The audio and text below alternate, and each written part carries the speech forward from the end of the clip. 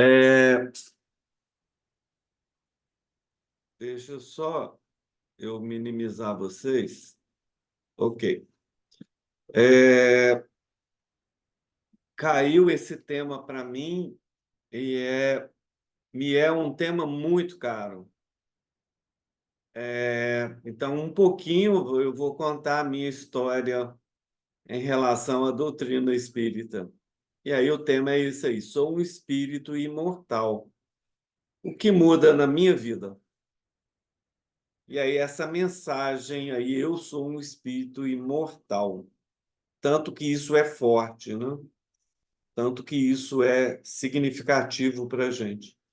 Dentro das nossos estudos, das nossas aquisições em conhecimento para a doutrina espírita, é, é um dos aspectos importantes da, do aprendizado da vida, descobrir que somos imortais. Para a grande maioria das pessoas, a gente sabe que eu não vou morrer em espírito, mas a gente não tem dentro da gente esse sentido da imortalidade. Esse sentido da imortalidade é um fator muito importante na reforma, na mudança de enxergar as coisas que todos nós deveremos fazer naquele mergulho tão necessário que temos que fazer para dentro de nós mesmos na reforma íntima. Então, o aspecto de descobrir a imortalidade e assumir essa imortalidade dentro de você como valor, ela muda tremendamente a maneira de encarar a vida como um todo, na forma geral. Vamos caminhar nessa, nessa, nesse sentido do tema, e aí algumas coisas, conceitos, ideias, de onde veio essa crença da imortalidade. Então, o conceito é de viver um período infinito, não vai acabar nunca, ou um período muito grande de tempo, que o significado mais ou menos é o mesmo para a gente. Se a gente pudesse viver 3 bilhões de anos, a gente só ia viver 3 bilhões de anos, isso para a gente é ser imortal, porque é tanto tempo junto que para a gente passa a ser quase que significativo como imortalidade. E aí, seja essa imortalidade do ponto de vista físico ou do ponto de vista espiritual, que é o conceito que todas as religiões buscaram no sentido do ser espiritual. Imortalidade ou a vida eterna, nesse significado, corresponde ao conceito de viver como uma forma de vida física ou espiritual durante um período infinito de tempo ou inconcebivelmente vasto para os humanos, principalmente esse tempo. A imortalidade é a negação da mortalidade. Então, se eu desejo ter vontade dentro de mim da imortalidade, é porque eu estou negando a mortalidade. Não morrer ou não ser sujeito à morte tem sido objeto de fascínio pela humanidade, pelo menos desde o início da história. Tem uma epopeia dos sumérios que eles eram rei de uma cidade deles e que esse rei buscava a imortalidade. E isso foi uma tábua de argila que acharam nos resquícios da biblioteca de Nínive, e ela foi queimada na época de Nabucodonosor. E ela tinha essa inscrição dessa epopeia de Gilgamesh, e era a luta dele buscando a imortalidade. E é uma das primeiras obras literárias conhecidas e que ela remonta ao século 22 a.C. 22 a.C., e é essencialmente a busca dele, desse herói, desse rei-herói, pela imortalidade. A gente tem outros caminhos que foram feitos. Os orientais sempre procuraram, não de forma determinada, mas pelo menos nas crenças, eles buscavam a imortalidade, e algumas coisas também interessantes em relação a outros povos. Por exemplo, os faraós gregos, né? Eles eram enterrados com os pertences deles, as carroças, as armas. Eles colocavam sementes, tinham comidas, tinham roupas. Alguns faraós foram enterrados com escravos, e algumas tinham as esposas dentro das câmaras funerárias. Então, para a gente ver qual é o sentido disso tudo que ele teria que ter, é para outra vida, quando ele renascesse, e aí está a imortalidade espelhada nisso. Na Idade Média, os alquimistas, eles dedicavam uma boa parte do tempo das pesquisas, dos estudos, dos aprendizados deles na busca da pedra filosofal.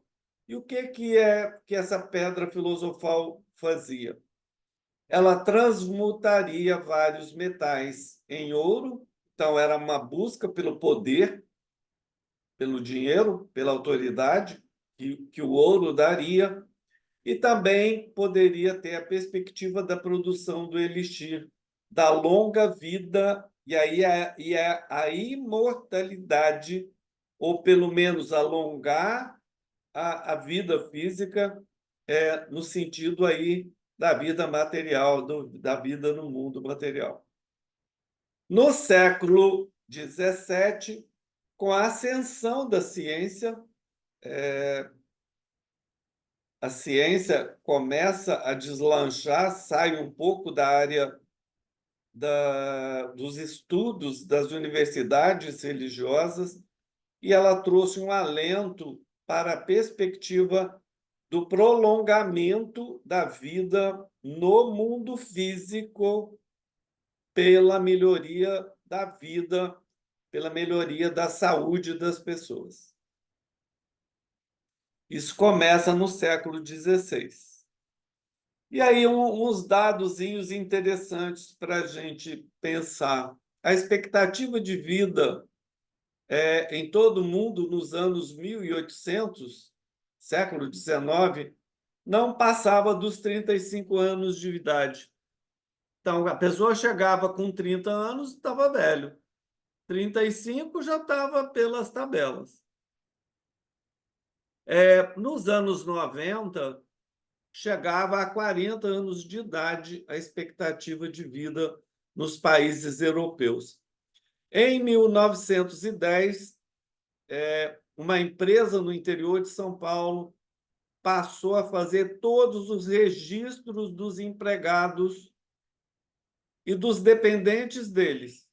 Então, todas as pessoas eram registradas, peso, nasceu com quanto, etc., tudo.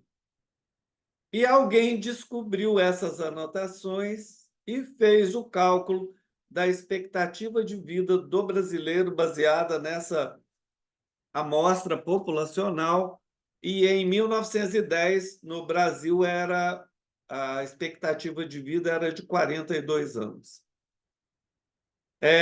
Já nos anos 2000, Brasil, a gente ultrapassou 70 anos de expectativa de vida.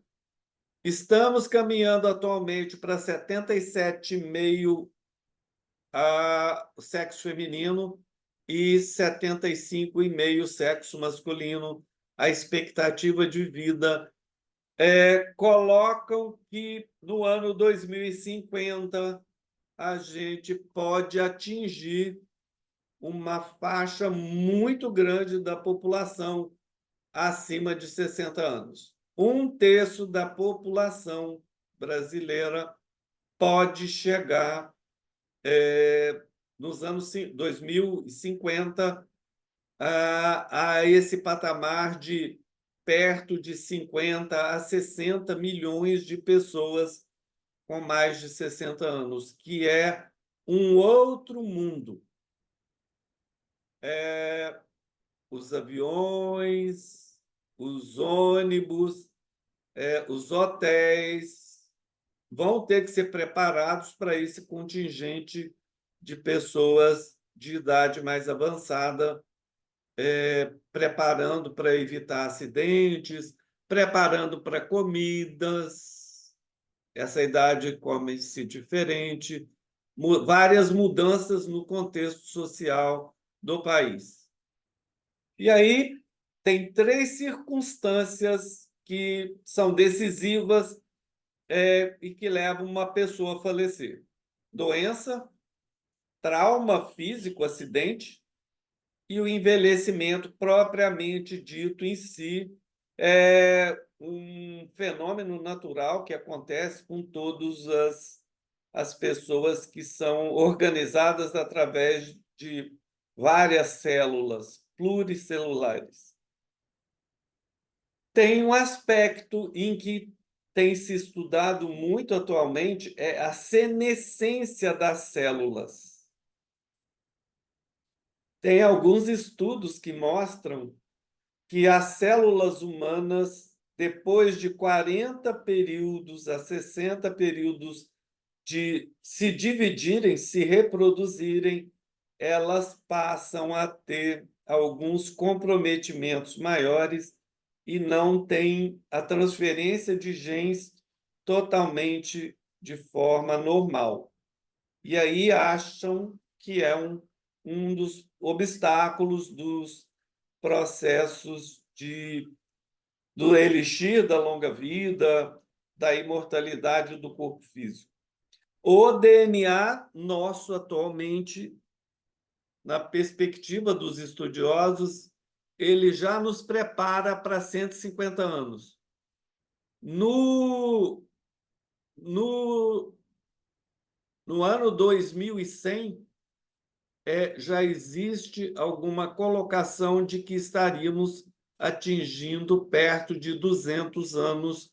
O nosso DNA estaria se preparando para que atingíssemos 200 anos.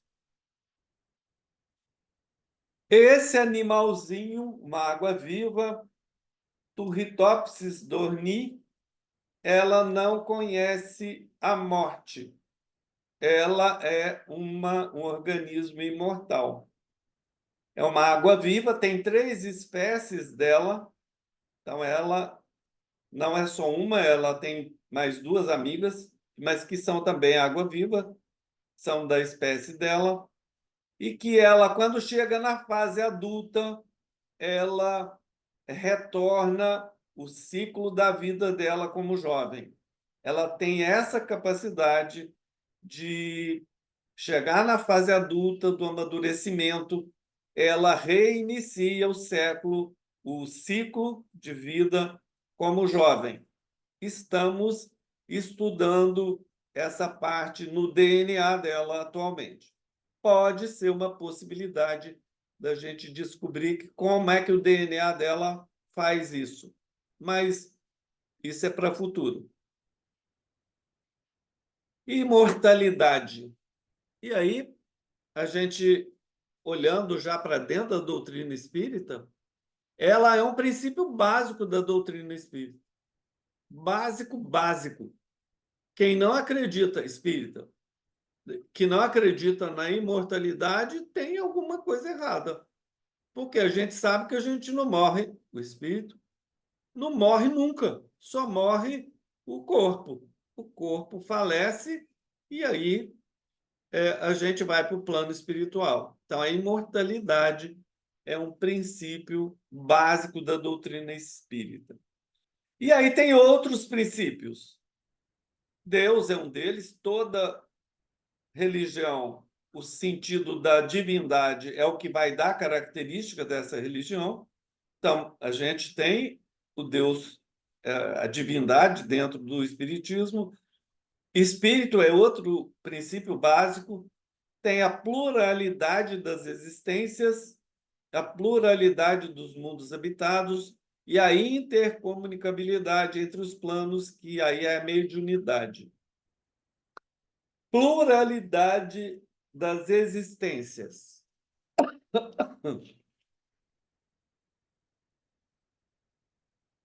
Dentro desse conceito da pluralidade das existências, é lógico que está embutido aí que a alma pré-existia ao nascimento. Então, antes de nascer, a alma já existia. Que ela vai sobreviver ao falecimento do corpo, sobrevivência da alma. Vai embutir também aspectos do sentido das várias reencarnações nossas no plano físico. Vai trazer conceitos da lei de causa e efeito. Vai trazer conceitos de encarnações solidárias e que eu vou falar um pouquinho depois dessas encarnações solidárias. Assuntos correlacionados. Essa imagem da progressão do espírito, eu só botei no reino nominal. Então, tem toda a sequência anterior do princípio inteligente que faz nos animais, nos vegetais, primeiro, e depois nos animais, e adentra ao reino nominal. E a gente sabe que esse período, desde o início do princípio inteligente até a primeira encarnação humana, Emmanuel fala a Caminho da Luz, ele cita que são 15 milhões de séculos, desde que eu fui criado, princípio inteligente, eu faço uma caminhada até no primeira encarnação no reino nominal, de, em média, 15 milhões de séculos, 1,5 bilhão de anos. Da primeira encarnação até espírito superior, no reino nominal, até espírito superior, aí é da velocidade de cada um, sabendo-se que quanto mais adiantado em inteligência, mais rápido ele vai caminhar para a reforma moral que ele tem que fazer.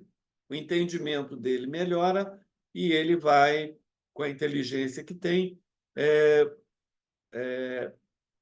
tornando mais rápida o seu processo de evolução.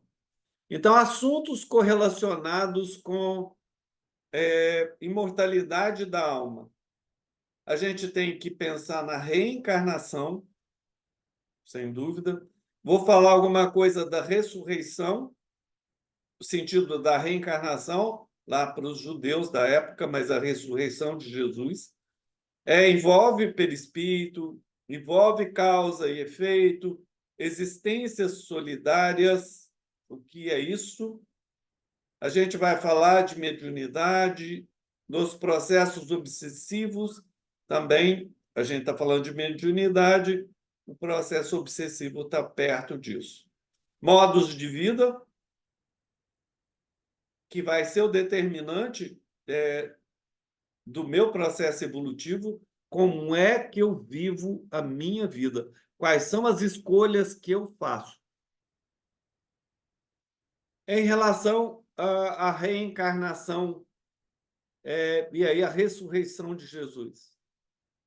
Ele sempre falou que ele ia ressuscitar no terceiro dia, ele sempre trazia essa informação de que ele iria aparecer no terceiro dia, que ele ia ressuscitar, e, e eu acho que é uma das coisas mais importantes na mensagem de Jesus é ele ter aparecido depois de falecido para os discípulos.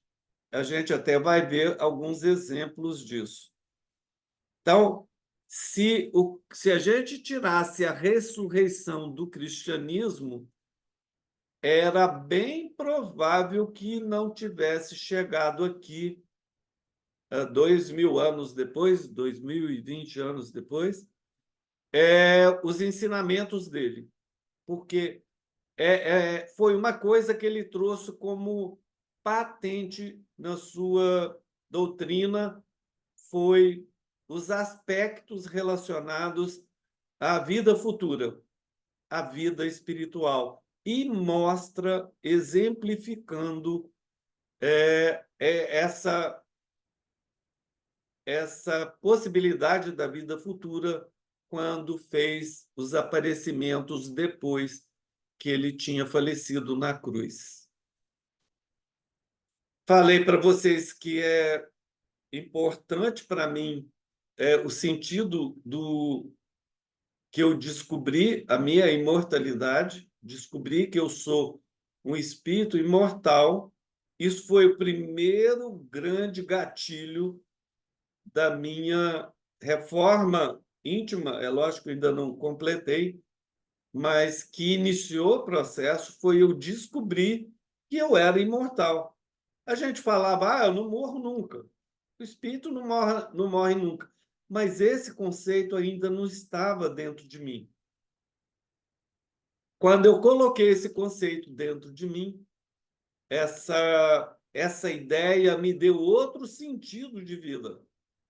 As coisas difíceis da vida eu pude enfrentar com mais facilidade, os percalços, as doenças, as dificuldades nos parentes, as doenças familiares. Isso tudo me deu uma força, uma dimensão muito diferente em relação ao meu modo de ver a vida. E aí, uma outra coisa que foi determinante para que eu decidisse de forma mais incisiva na minha modificação de valorizar os aspectos da vida futura, da vida espiritual. Foi eu descobrir que as existências eram solidárias. O que é isso? O sentido da responsabilidade. Tudo que eu faça numa existência se refletirá na próxima ou nas próximas. Geralmente, quando a gente está mais perto do mundo material, geralmente acontece na próxima, mas outras, quando a gente já começa um processo de evolução mais adiantado, pode se refletir em outras encarnações. Eu descobri essa solidariedade das existências. Não é que eu tenha várias vidas nas várias reencarnações que tenham acontecido para mim. A vida é uma só. Eu estou na carne e vou passar para o mundo espiritual, mas a existência do Ricardo, ela é contínua. E elas são solidárias. Tudo que eu fizer de bem vai ser acrescido como positivo para mim, e tudo que eu fizer de menos bem, se a gente puder falar assim, se a gente fizer de modo menos positivo, também será acrescido no meu débito. Isso é existência solidária. Quando eu descobri e coloquei dentro de mim que eu sou o responsável por tudo da minha vida, que não é o presidente da República, que não é o soldado que está lá me multando lá no sinal que eu avancei, que não é o meu chefe que está me perseguindo. Quando eu descobri que eu sou responsável por isso, essa foi a segunda grande mudança que aconteceu dentro de mim, de forma a decidir mergulhar e valorizar a minha vida espiritual. Então, aí descobri e coloquei dentro de mim a imortalidade da alma e descobri que eu sou responsável por tudo que acontece comigo e indiretamente ou diretamente também com aqueles que estão perto de mim e que eu faça, de alguma forma, num sentido positivo ou num sentido negativo, que eu faça alguma coisa para ele ou para todos eles que estão perto de mim. Então, esses assuntos, quando a gente fala de imortalidade da alma, a gente sempre vai estar com esses aspectos envolvidos, não só esses, várias outras coisas também. E aí a gente vai caminhar no sentido dessa imortalidade agora dentro da doutrina espírita, e aí usando uma obra subsidiária que a gente conhece muito, que é o Nosso Lar. Emmanuel faz o prefácio. Nosso Lar, se a gente considerar, tem dois prefácios, tem uma mensagem de Emmanuel, que é o prefácio propriamente dito, e tem outra mensagem, que é a do André Luiz, que a gente poderia considerar um prefácio pequeno, um prolegômeno, como tem no Livro dos Espíritos, um prolegômeno, que seria um segundo prefácio menor. Por que Emmanuel fala no prefácio dele, nessa obra inicial do Chico, né?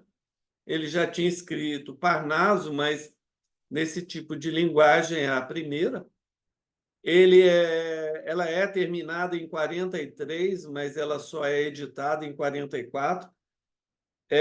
Chico teve várias lutas, dificuldades com a FEB na época para publicação desse livro, pela diferença da postura de mostrar as relações do mundo espiritual.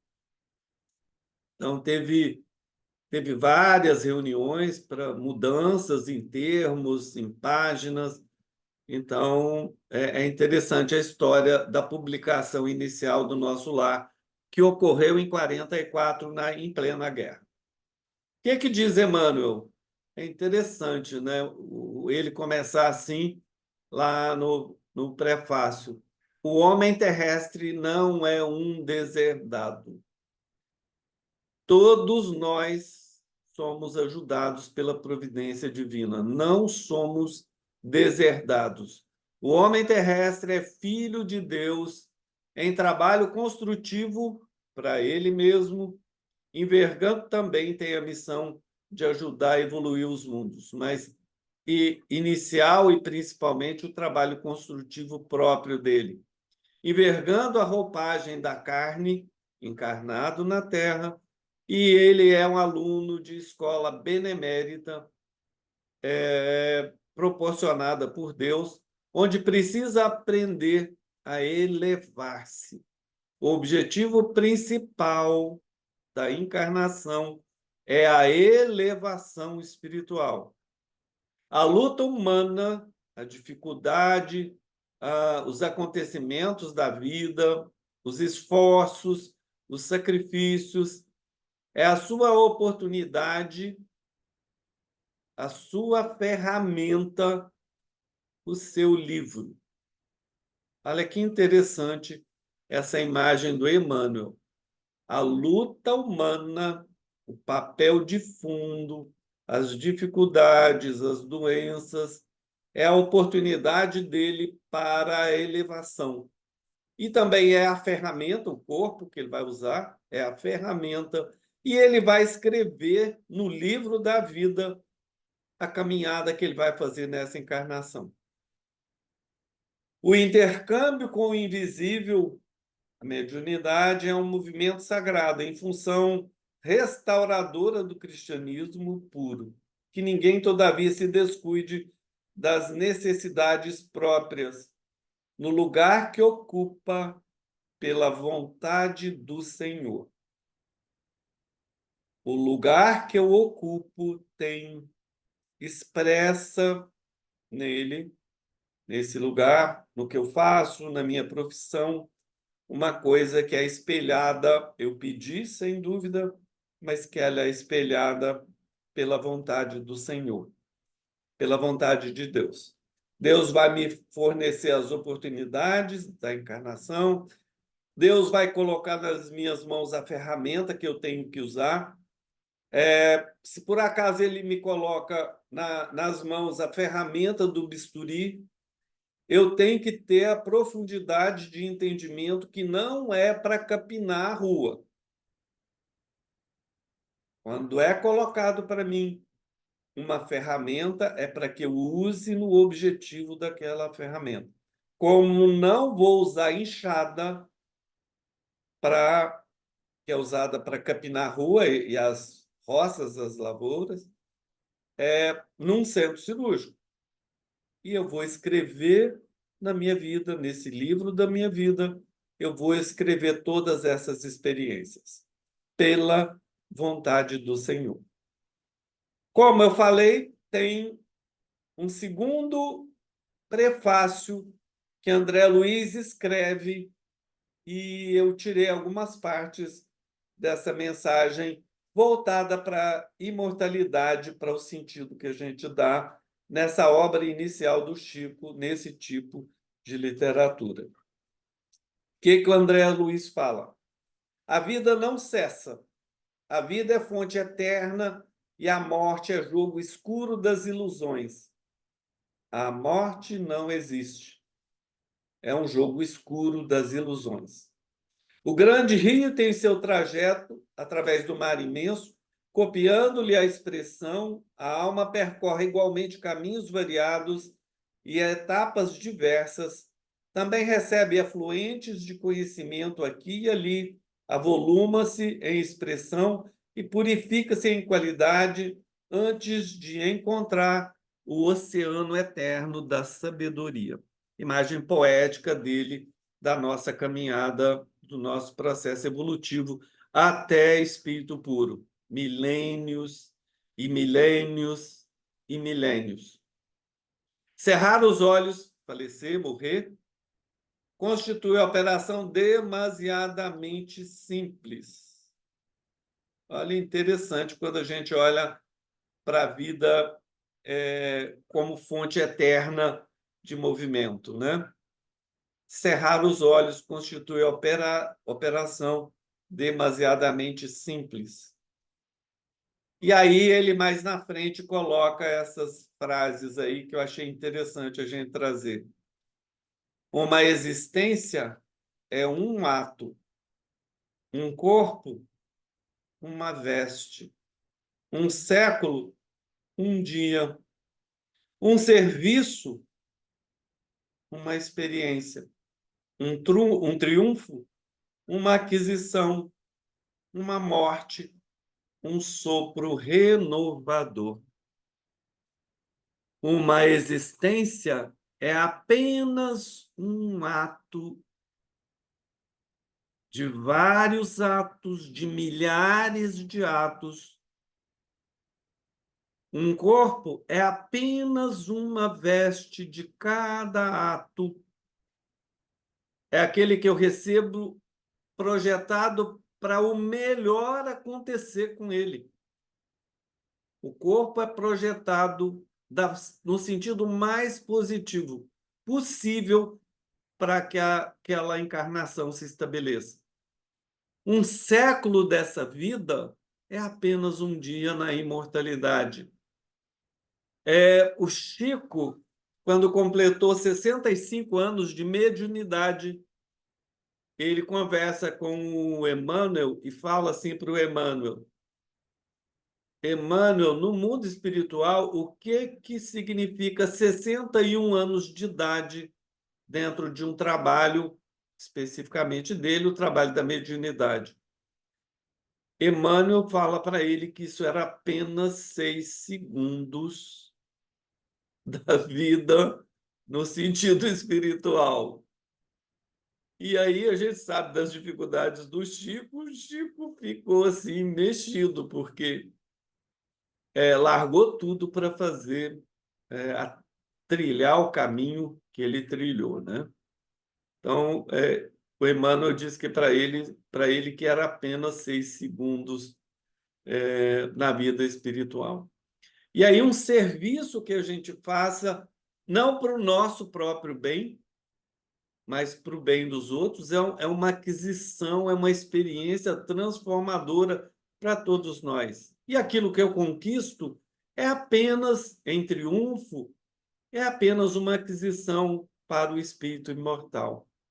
E aí, quando eu chego na minha madureza, passo pelo processo do falecimento, da morte, é apenas um sopro renovador para um outro nível de vida, para o nível de vida que é a vida real. E aí termina André Luiz. Quantas existências, quantos corpos, quantos séculos, quantos serviços, quantos triunfos, quantas mortes necessitamos ainda? Cada um vai ter que olhar para aí e responder, porque isso é da esfera individual de cada um. Tenho pressa? Tenho que correr. Quero andar mais rápido? Tenho que fazer mudanças mais rápidas. E essa mensagem está lá desde 1944, lá o segundo prefácio do Emmanuel, no livro do André Luiz, Nosso Lar. E Jesus, o que é que fala da imortalidade da vida futura? O sentido é a vida futura, olhando para a imortalidade. Eu vou trazer várias citações de Jesus falando da imortalidade. Aí, Mateus, no capítulo 10. E não temais os que matam o corpo e não podem matar a alma. Olha a imortalidade aí. Temei antes aquele que pode fazer perecer no inferno a alma e o corpo. Se eu faço mal, eu vou, na ideia católica, eu vou para o inferno. A gente tem que temer mais esse que vai para o inferno. Em Lucas 20, porque já não podem mais morrer, pois são iguais aos anjos e são filhos de Deus, sendo filhos da ressurreição. Ressurreição, a imortalidade. Em João 8, em verdade vos digo, se alguém guardar a minha palavra, nunca verá a morte. O espírito, eu vou guardar a palavra em espírito. A imortalidade aí, não vou conhecer a morte. João 11, tem várias citações de João. Disse-lhe Jesus, eu sou a ressurreição e a vida. Quem crê em mim, ainda que esteja morto, viverá. Ainda que o corpo faleça, ele viverá. E todo aquele que vive e crê em mim, nunca morrerá. Crês tu nisso? Essa pergunta que Jesus faz é para todos nós. Crês tu nisso? Na ressurreição da vida? Nunca morrerá. Mateus 27. E abriram-se os sepulcros, e muitos corpos de santo que dormiam foram ressuscitados. Ressuscitação. Ressuscitar em espírito, lógico. E tem esse de Lucas 16, 9 a 31, que isso é Lázaro e o rico. E eu quis chamar a atenção, porque é um diálogo interessante, eu quis chamar a atenção para essa história que o rico comia e os cachorros ficavam catando as migalhas do chão e o pobre também comia das migalhas e os cachorros lambiam as feridas. E ele morre e vai para essa frase que está em negrito. E aconteceu que o mendigo morreu e foi levado pelos anjos para o seio de Abraão, e morre também o rico e foi sepultado. E aí ele vai para o Hades, que era o inferno deles na época.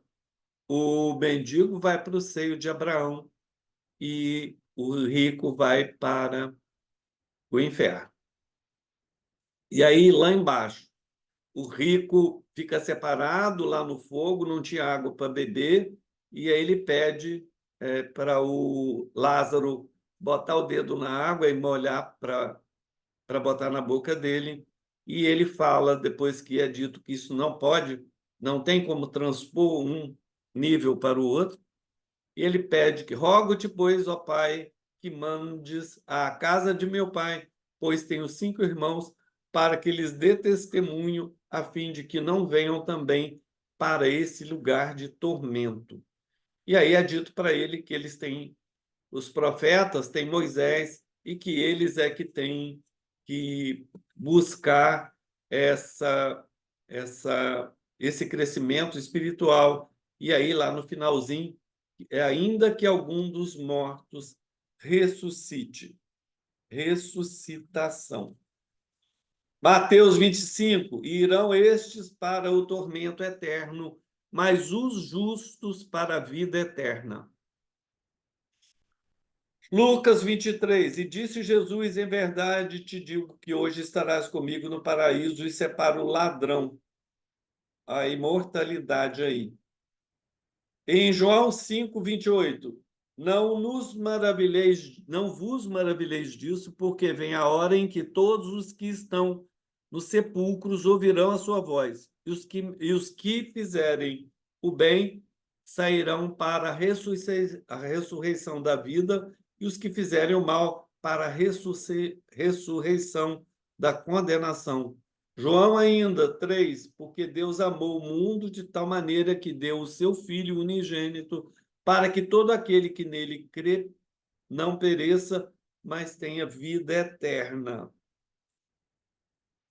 Olha, João 6:40, João 14:23, João 5:24, João 14:14, João 17:3, todos eles falando palavras de Jesus em relação à vida futura. A grande mudança de Jesus foi a colocação da valorização da vida futura, da imortalidade da alma. Mais citações de Jesus falando da vida eterna, da imortalidade. João capítulo 2, 25, João capítulo 11, 11 a 13, João 5, 24, João 14, 14, João 17, 3.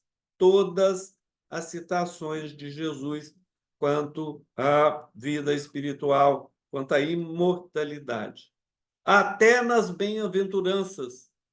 São 8, alguns consideram 9, mas algumas bem-aventuranças correlacionam você ser de uma maneira e ser presenteado, consequentemente, no sentido positivo, com alguma justificativa. A primeira, bem-aventurados os pobres de espírito, porque deles é o reino dos céus. Reino dos céus. Jesus veio trazer essa mensagem do reino dos céus. Lá na terceira, bem-aventurados mansos, porque possuirão a terra. Isso está acontecendo agora. A peneirada a transição que está acontecendo é para que aqueles que já são mansos fiquem na terra. Essa é a bem-aventurança em relação aos mansos. A outra, bem-aventurados misericordiosos, porque alcançarão misericórdia. Aquele que trata com misericórdia as pessoas também será tratado, às vezes, no mundo espiritual, com misericórdia a cada um segundo a sua obra. Aos puros de coração, bem-aventurados puros de coração, porque verão a Deus. Lá no outro versículo da Bíblia, diz que os olhos materiais nunca verão a Deus. Como é que eu vou ver Deus? Tem que ser no mundo espiritual. Então, os puros de coração verão a Deus. E a outra, os pacificadores, porque serão chamados filhos de Deus. E a última, bem-aventurados que sofrem perseguição por causa da justiça, porque dele é o reino dos céus, como dos pobres de espírito. Até nas bem-aventuranças mostra o sentido da imortalidade da alma. Jesus e a vida futura, lá na casa de Pilatos. Na discussão com Pilatos, tem esse diálogo. Pilatos, tendo entrado de novo no palácio e feito vir a Jesus à sua presença, perguntou-lhe: És o rei dos judeus? Ninguém podia se declarar rei, porque isso era contra o Império Romano. E aí respondeu-lhe Jesus: Meu reino não é deste mundo. Se o meu reino fosse deste mundo, a minha gente houvera combatido para impedir que eu caísse na mão dos judeus. Mas o meu reino não é daqui. Disse-lhe então Pilatos: És, pois, rei? Segunda vez que ele pergunta. E Jesus lhe respondeu: Tu dizes, você é que está dizendo, sou rei. Não nasci e não vim a esse mundo, senão para dar testemunho da verdade. Aquele que pertence à verdade escuta a minha voz. E aí ele é entregue, porque, nesse sentido, o poder romano não aceitava, ele é entregue aos judeus para que façam dele o que quiser. Emmanuel, na obra Recados do Além, na psicografia do Chico, ele escreve isso aí. Olha que interessante.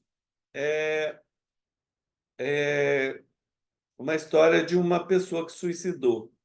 Quando o suicida acordou no mais além, trazendo a chaga em sangue que abrira em si mesmo, gritou espantado para os céus: meu Deus, onde a morte em que entrei? E aí uma voz, porém, lhe respondeu aos ouvidos da consciência profunda: Meu filho, sairás da morte tantas vezes quantas forem necessárias, mas da vida jamais. A vida é eterna. Pela morte a gente vai sair do corpo físico tantas vezes quantas forem necessárias, mas da vida jamais. A vida é contínua, solidária, extensa em relação ao plano espiritual. No Evangelho, no capítulo 2 e no capítulo 5, tem algumas coisas interessantes para a gente conversar. Kardec, nesses dois capítulos, eu fiz uma compilação, nos faz refletir sobre a vida futura que Jesus apresentava em seus ensinos como a meta a que tende a humanidade e como devendo ser o objeto das principais preocupações do homem sobre a Terra. Palavras do Kardec. Nos mostra que a simples dúvida que possua sobre a vida futura, o homem dirige todos os seus pensamentos para a vida terrena. E que essa incerteza traz o desgosto, o descontentamento e dificulta a compreensão da justiça da lei de Deus e da utilidade dos desafios e das dores para a conquista da felicidade. Não vai entender uma pessoa que só olha a vida material, as bem-aventuranças. Como é que eu posso ser pobre de espírito e vou herdar o reino de Deus? Então, não consegue entender isso. Isso é Kardec, são palavras dele, no capítulo 2 e no 5. No 2 tem um artigo dele, o item 5, que chama o ponto de vista. Quem puder depois dar uma lida nisso, é muito interessante. Esse item 5, 6 e 7 do capítulo 2. São as colocações de Kardec sobre essa mudança do ponto de vista em relação à vida futura, à vida espiritual. E olha que interessante, Emmanuel, de novo, Palavras de Vida Eterna, lá o capítulo 104, que chama Existimos. E ele tem essa frase aí que eu achei interessante. A vida é a experiência digna da imortalidade. A vida que eu tenho no mundo material é a experiência digna que vai me encaminhar, dependendo de como eu faça essa experiência, mas que vai me encaminhar para a imortalidade.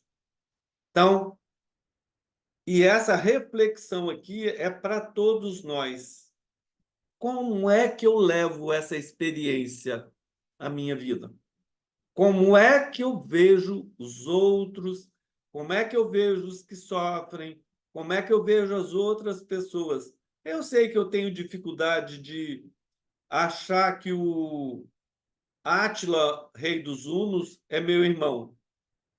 Eu tenho dificuldade, porque as atrocidades que ele fazia, eu não consigo entender como ele sendo meu irmão. É uma dificuldade nossa, de quem faz muita maldade para a humanidade, a gente considerar como irmão. Mas nós vamos chegar um dia em que a gente vai, até eles, a gente vai considerar como irmãos, e que são filhos de Deus, estão apenas adoecidos. Então, olha como é interessante. Como é que eu vivo? Como é que é a minha vida? Quais são os meus valores, meus propósitos? Eu levanto de manhã e penso em quê? Em fazer o bem?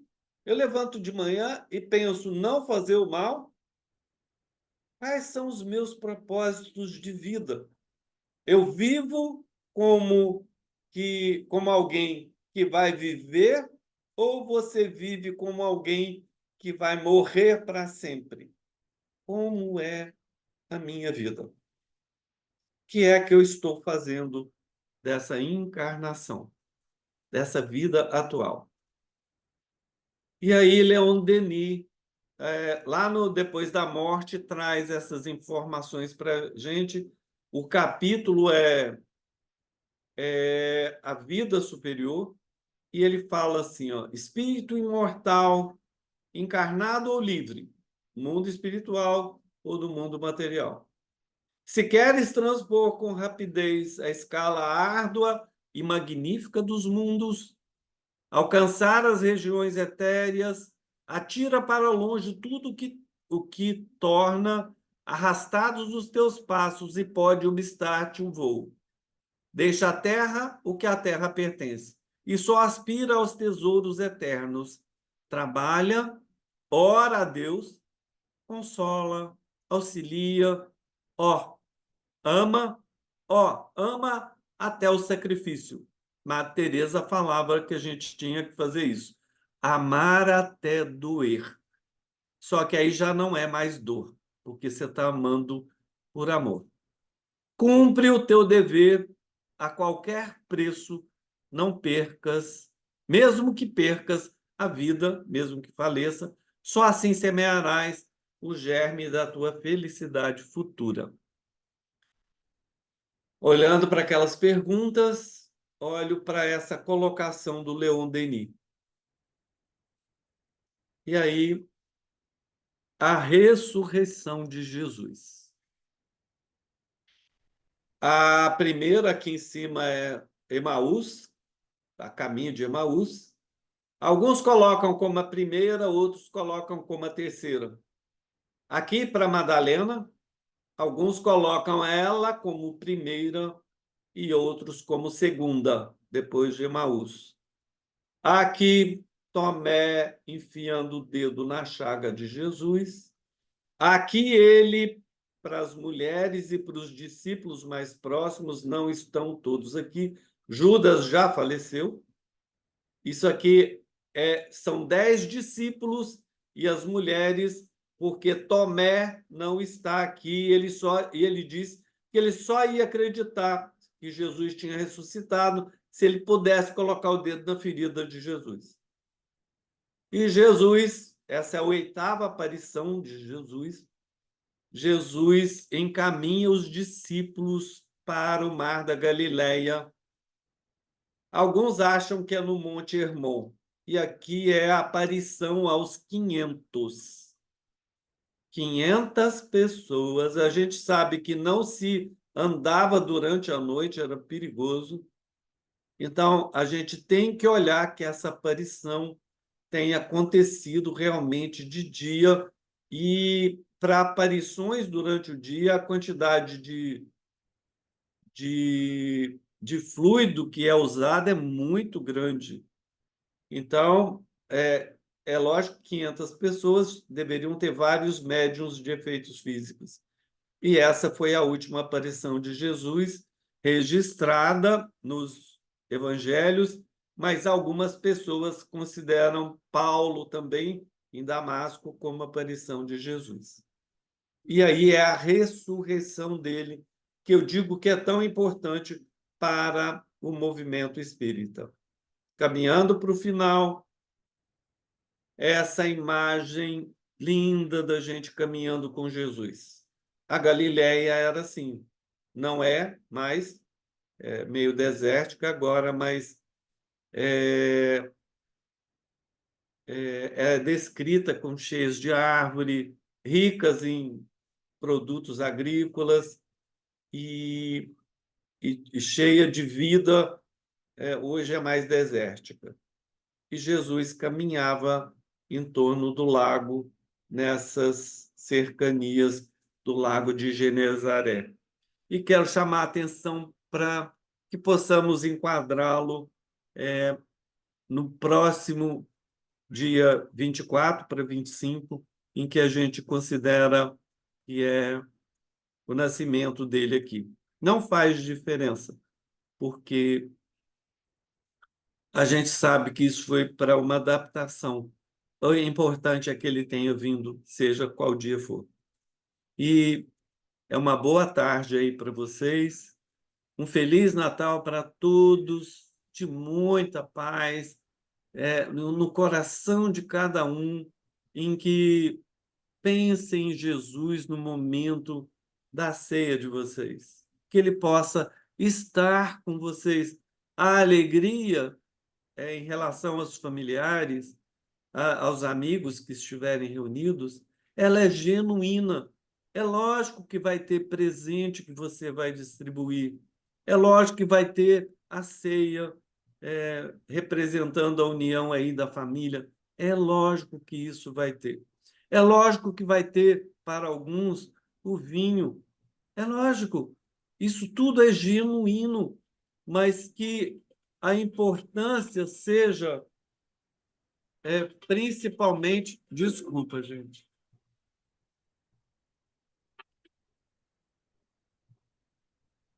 a importância seja que ele possa estar no coração de cada um. Feliz Natal, em torno da mesa, em torno da ceia, em torno da família, em torno dos amigos, para todos nós. Que Jesus possa abençoá-los.